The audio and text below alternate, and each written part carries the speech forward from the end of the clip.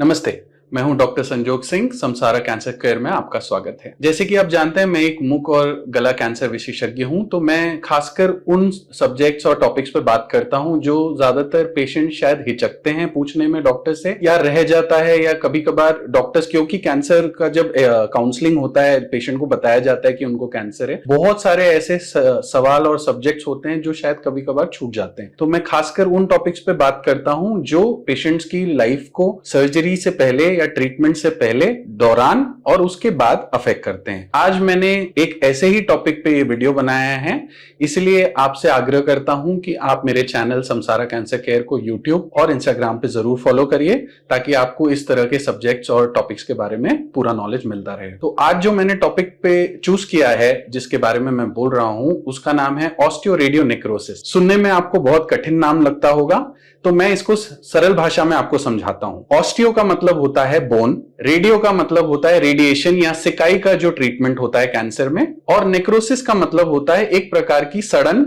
या सिंपल भाषा में वो टिश्यू जो होता है वो मर जाता। यही सिंपल भाषा में इस पूरी बीमारी का या जो कंडीशन होती है इसका अर्थ है। तो चलिए शुरू करते हैं, क्या होता है ऑस्टियोरेडियोनेक्रोसिस। ऑस्टियोरेडियोनेक्रोसिस में बेसिकली जो हड्डी होती है, खासकर मुंह की जो जबड़ा होता है ऊपर और नीचे का, उसमें एक प्रकार की सड़न होने लगती है। इसके कारण बहुत सारे होते हैं, मैं आगे आपको वीडियो में इस बारे में बताऊंगा। और वो जो सड़न होती है वो बहुत छोटे से शुरू होती है, एक छोटे छाले की तरह शुरू होती है। जो छाला शायद कैंसर के छाले के जैसा ही बहुत बार दिखता है, लेकिन वो कैंसर नहीं होता है, और वो भी 3 या 4 महीने तक ठीक नहीं होता है। धीरे धीरे इसमें जो वो हड्डी होती है जबड़े की, वो दिखने लगती है, और धीरे धीरे उसका जो रंग होता है वो सफेद से पीला, पीला से फिर थोड़ा काला, ऐसे करके वो पूरा जो बोन होता है या हड्डी होती है वो सड़ने लग जाती है। ऑस्टियोरेडियोनेक्रोसिस 70 से 90% ट्रीटेड पेशेंट्स में 12 महीने से लेकर 24 महीने तक कभी भी हो सकता है। ये ज्यादातर पेशेंट्स, उन पेशेंट्स में होने की संभावना ज्यादा होती है जिनको 60 ग्रे यानी रेडिएशन का एक ये डोज है, जो ज्यादातर उन पेशेंट्स को मिलता है जिनकी सर्जरी नहीं होती, या तो वो सर्जरी करवाते नहीं है, या तो उनके ट्रीटमेंट में सर्जरी प्रिस्क्राइब नहीं है।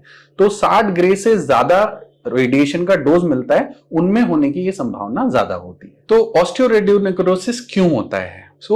प्राइमरीली या मोस्टली ये रेडिएशन के इलाज के बाद ही होता है, इसलिए इसे रेडियोनेक्रोसिस कहा जाता है।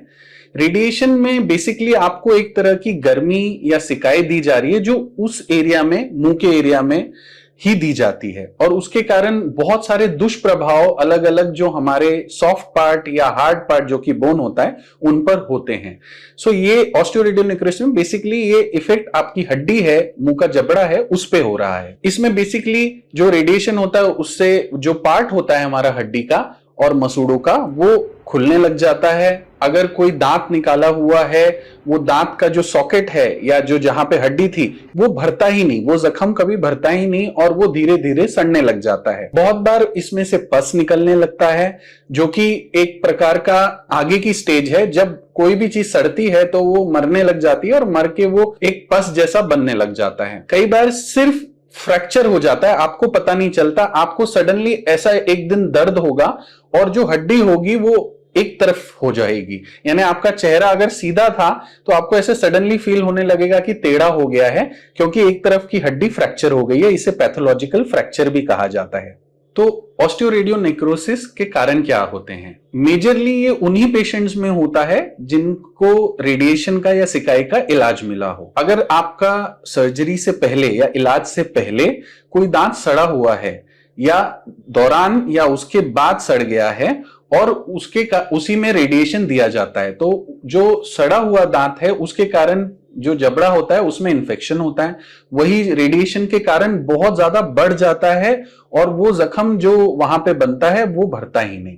कई बार आपको किसी प्रकार से कोई चोट लग गई हो, जिनको रेडिएशन मिला है और वो कहीं गिर गए हैं, या किसी प्रकार से भी उनको मसूड़े में चोट लग जाती है, उसके कारण भी सूजन आती है, और फिर वहां का जो मसूड़ा होता है वो भरता नहीं और वो हड्डी जो होती है वो न्यूड हो जाती है, एक तरह से कवर जो होता है हड्डी का वो चला जाता है। तीसरा, वो हड्डी धीरे धीरे इस प्रकार से अगर उसमें सड़ गई है या उसका मसूड़े का कवर चला गया है तो वो सड़ने लग जाती है, उसका जो खून का प्रवाह होता है वो कम हो जाता है, जिसके कारण वो जो हड्डी होती है जो वाइटल होती है या जो जिसमें जान होती है वो खत्म हो जाती है और वही सड़ने लग जाती है।